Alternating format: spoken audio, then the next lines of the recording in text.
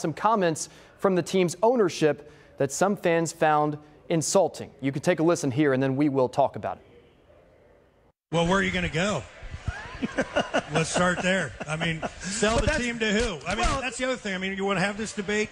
You know, if you want to look at what would you do with this team to have it be more profitable, make more money, compete more in the current economic system that this game exists, it would be to pick it up and move it somewhere else. Yeah. And so be careful what you ask for. All right, again, that was on Tuesday, just hours before the opening day game, the home opener against Cleveland. Well, those comments came during an interview that Phil Castellini was doing on the team's flagship radio station, 700 WLW, with Scott Sloan and our good friend Mo Egger. Mo joins me here now. Listen, Mo, in the moment when you're conducting that interview and you heard those comments live, were you surprised by them in the moment?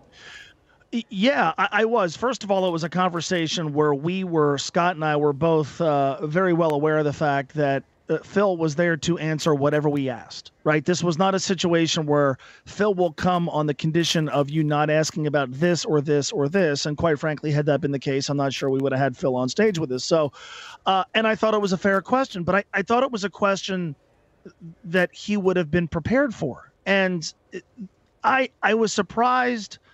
And in hindsight, I guess the fact that he didn't have a piece of paper in front of him was maybe a little bit telling, because I really would have thought that they would have come prepared with something prepared, not canned, not necessarily reading up from, corporate talking points, but hey, you said that 2 weeks ago fans should have faith.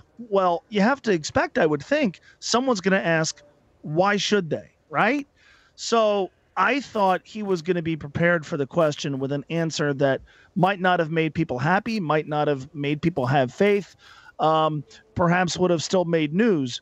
But yeah, from that standpoint, I was surprised that a question that I thought was reasonable and a question that I thought he would be prepared to answer, it felt like it came as a shock to him that we would even ask that question. And that surprises me immensely. It kind of shook Reds country. But later on that night now, Phil Castellini did issue an apology to Reds country, and we'll pull that up here. He said, "I apologize to Reds fans and regret the comments that I made. We love this city, we love this team, and we love our fans. I understand how our fans feel, and I am sorry." Now, Mo, one word that I've heard a lot of Reds fans throw out this week is the word insulted, that they felt insulted by those comments. So I want to ask kind of a two-part question here. And first of all, do you think that there is some level of maybe fans took it in a different manner or perceived it in a different manner than Phil intended it? And secondly, do you think Reds fans truly do have a right to feel insulted by those comments? Well, where are you going to go and be careful what you wish for? Those are things that I think play to people's fears, right? When you start talking about even the mere possibility of the Reds operating in another city, you're going to get immense pushback, right? And I understand the point that he was making. I think most of us understand the point that he was making. We get that there's some financial inequities in this sport that do not help teams like the Cincinnati Reds and markets like Cincinnati. We understand that. We really don't even need to be told that.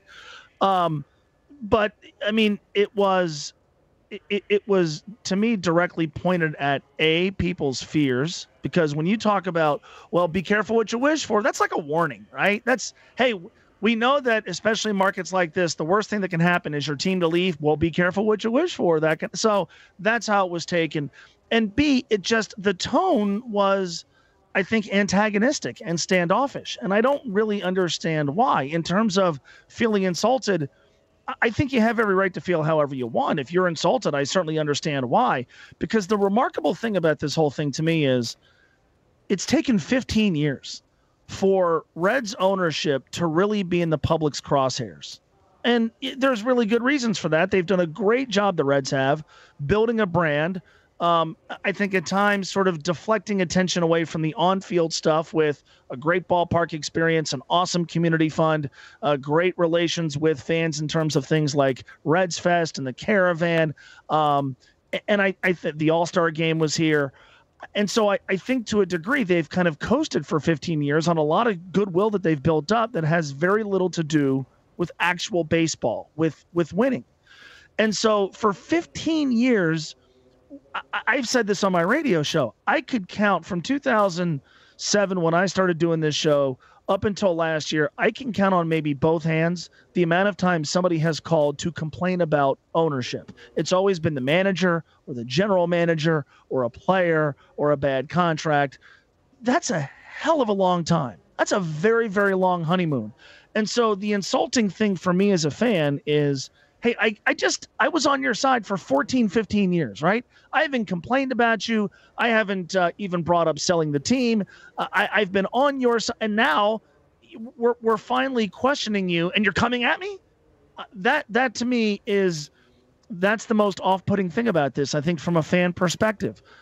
I think they have had an extraordinarily long grace period, and so now at the end of it, for the first time, ownership is in the public's crosshairs, and this is the response. Yeah, I could certainly understand why a fan would feel insulted by that.